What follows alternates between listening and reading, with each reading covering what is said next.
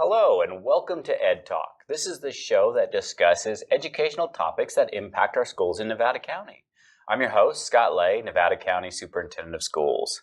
Today I'm talking with Eli Bacon. Eli has joined us today because we do a lot of great partnerships between your organization, Sierra Harvest, where you're the executive director, and the schools. So thrilled that you're on today to tell us a little bit about what the programs are, how Sierra Harvest really got involved with our schools, where we plan to go, and then we'll touch upon where your organization, and then by default the schools, have been impacted by recent budget cuts. So, Eli, thanks for being here. Thanks for inviting me. All right. Excited to be here. Great. Well, before we start, I always like to give our audience a little taste for who is the person sitting next to me. How'd you end up in Nevada County as executive director of Sierra Harvest, a well-established organization we've had here for our community organization for years. So so I have only been in the hot seat, as it were, since October. This organization was started about 17 years ago by a number of great people in the community, including Amy Retzler and Malika Bishop and Rachel Berry. And they led the charge. They did. Work. It was basically launched, though, out of a desire to help schools feed students and kids better, and trying to really go after a sustainable food system for Nevada County and all the pieces that are involved in that. So that's what brought me here. Was actually probably like a lot of people, is I had a spouse who was a native Nevada County resident, and we met outside, and she brought me back. Yep. And here you are. And here I am. Yeah. I've been in the nonprofit community for a better part of my career, and my personal passion has always been food. And so this was a huge opportunity to bring all of the skills to bear, an area that I'm particularly passionate about. Right. Yeah, in 17 years, it's that Sierra Harvest has been around. I was going to ask the mission, but you really described it as for better food, not only in schools, but sourcing it in our community. Yep. An interesting role.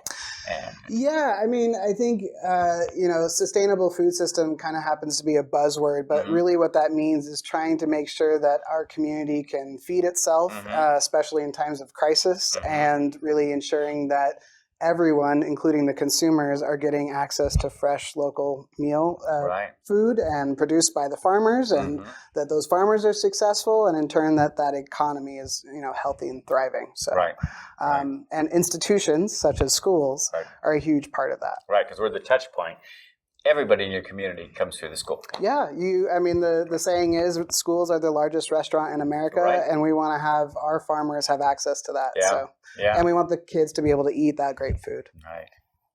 Well, good. Yeah. Well, I was going to say, why the school focus? And I kind of remember from working with Amy for years about her story, but I was going to kind of do, why there was such a big focus of getting and helping schools out.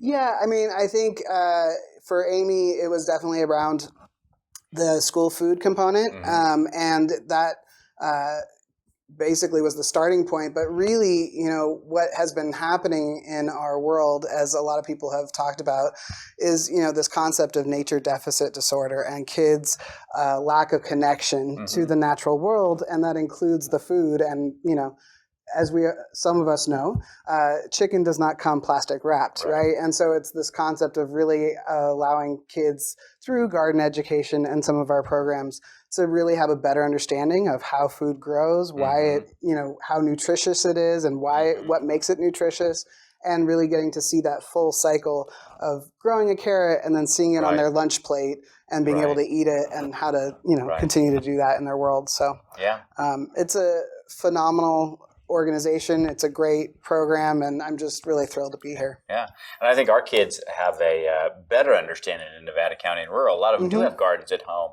school gardens. They, with the different organizations they're in, FFA, 4-H, but so they get a better idea of where it is.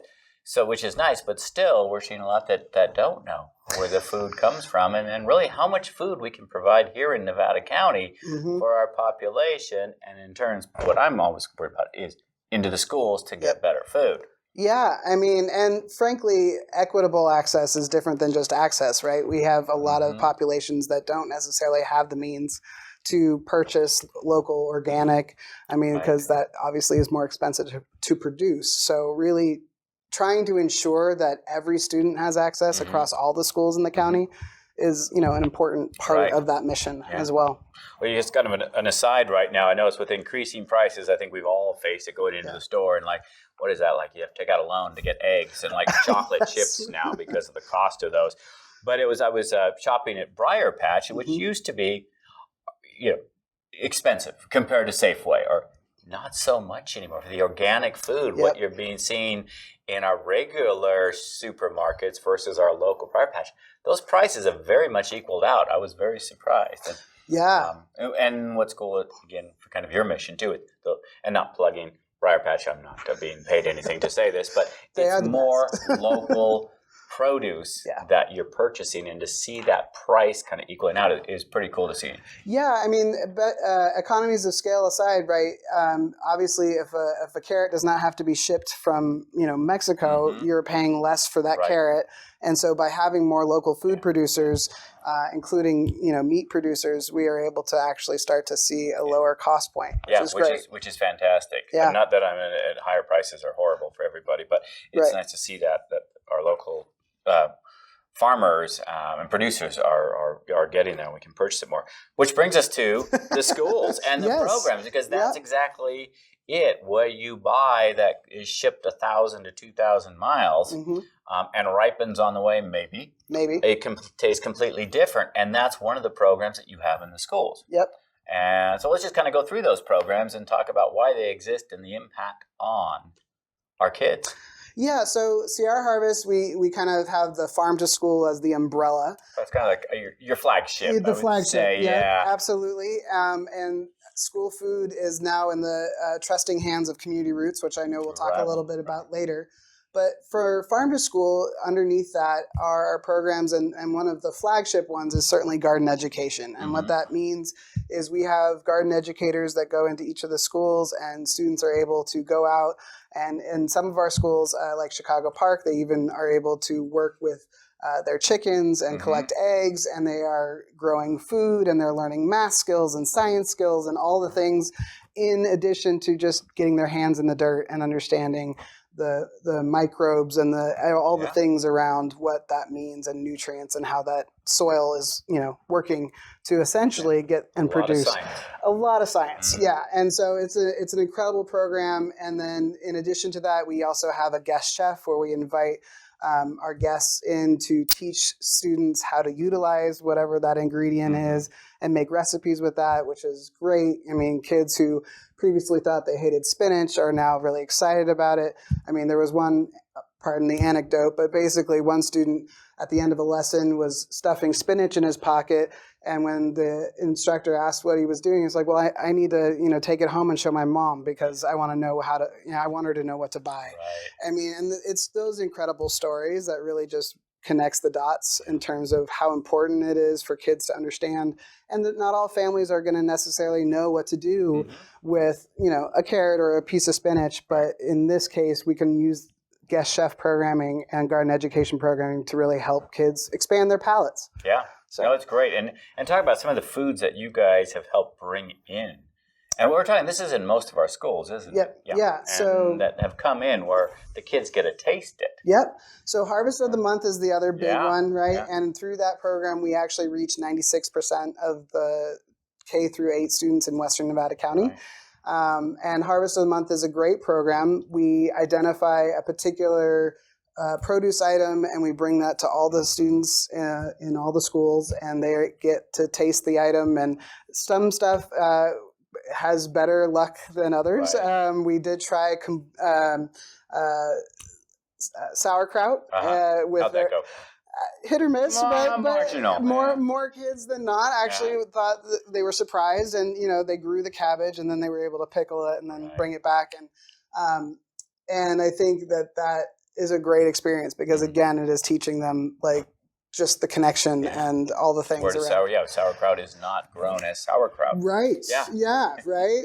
Certainly turnips were a hit or miss item, but certainly things though as easy as cilantro, I think is this month. So it's really trying to hit all areas of the farm. With that, and I think it's great being at a site where I used to watch this come in, and I would say, those kids are never going to try that. There's no way. And they all tried it.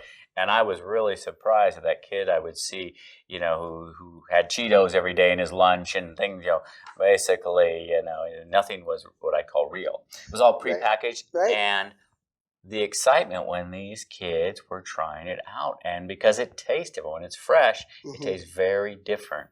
And just that they liked it, the excitement, where it came from, and then wanting more, tying it with our school gardens, like you said, the whole thing out at Chicago Park.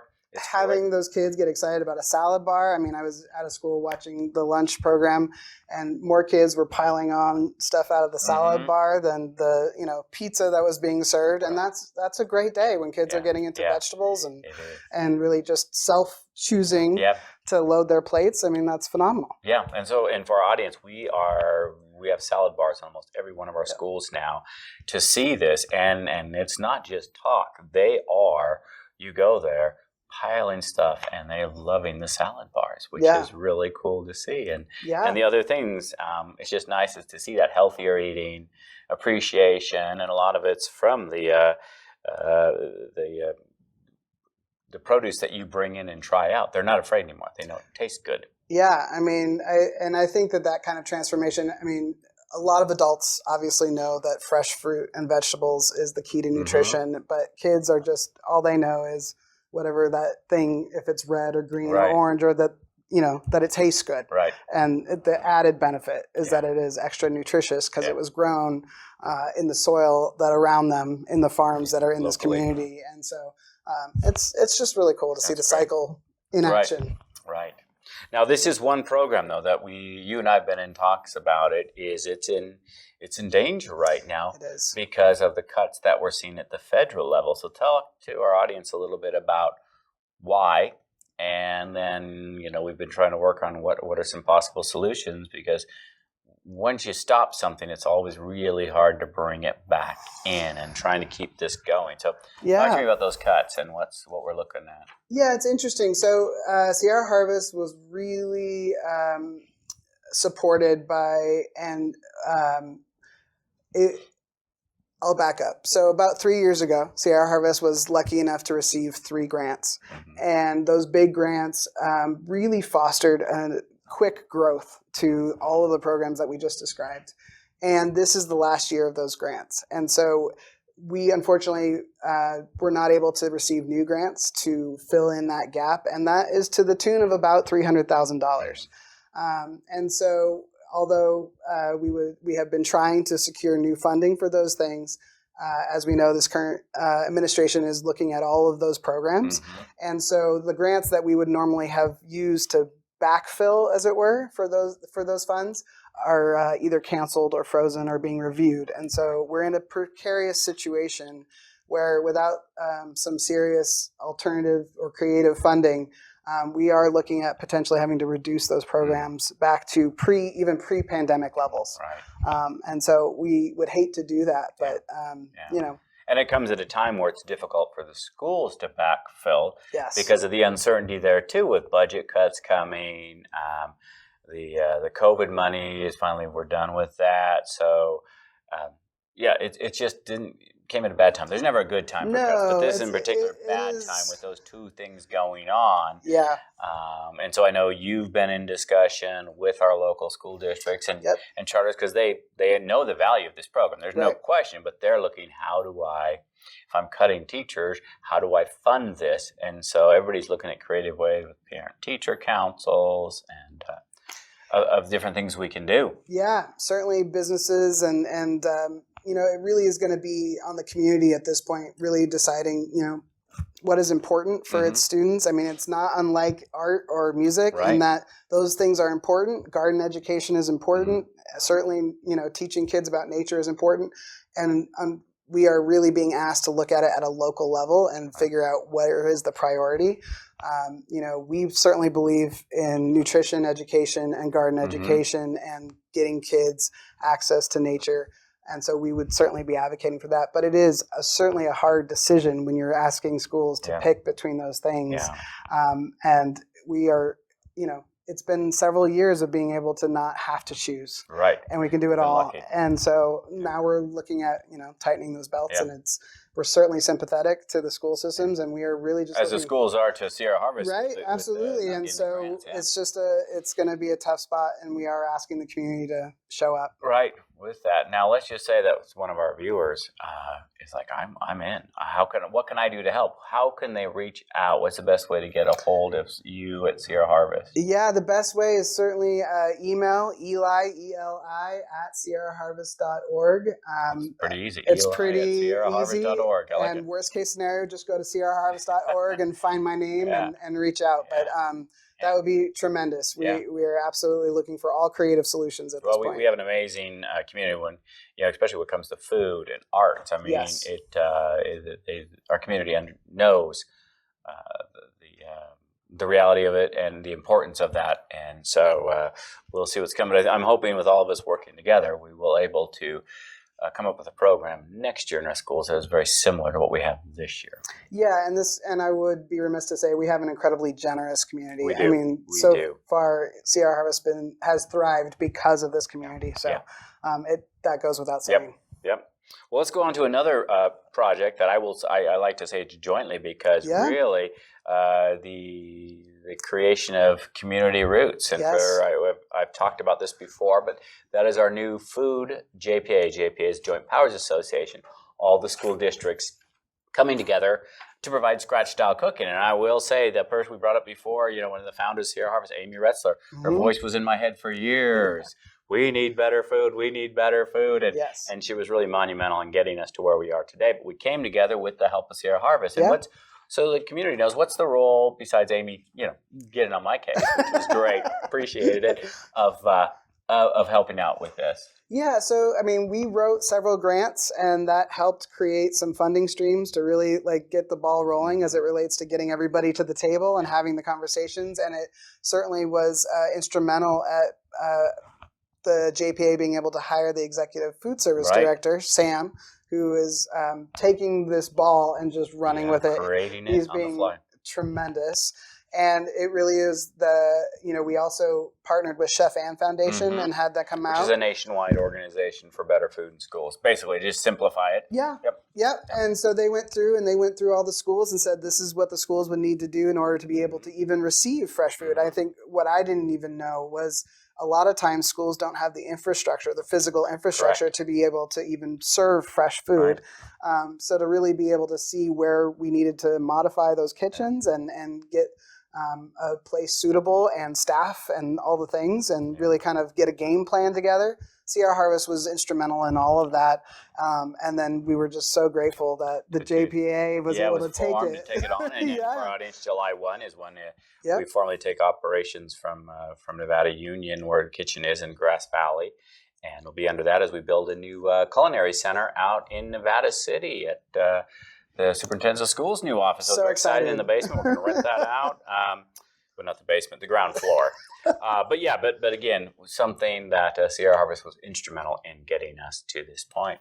So Eli, anything else that we do just besides Eli at sierraharvest.org? If you happen to have a couple $100,000 lying around or anything less is fine too. Yeah, but every dollar counts. It does, and I'm kidding about that dollar amount. But to keep these amazing programs in our schools, and if you have kids in schools or know of kids in schools, talk to them about these programs. They're pretty cool. Yeah, I would say the only other thing I would add is if you have a student who really loves to garden or eat or anything related to the food system, come on out to the Food Love Farm Summer Camp this summer. Sessions are open. And certainly, support local, buy local, eat more local. Yep. Keep our money in our community. Yeah. Well, Eli, thanks for taking the time to come out here. Appreciate it. I want to thank our audience for tuning in today. And we hope that you learned something and got excited about the food in schools and the programs that Sierra Harvest has been working with us with that. And with that, we'll wish you a great day. Take care.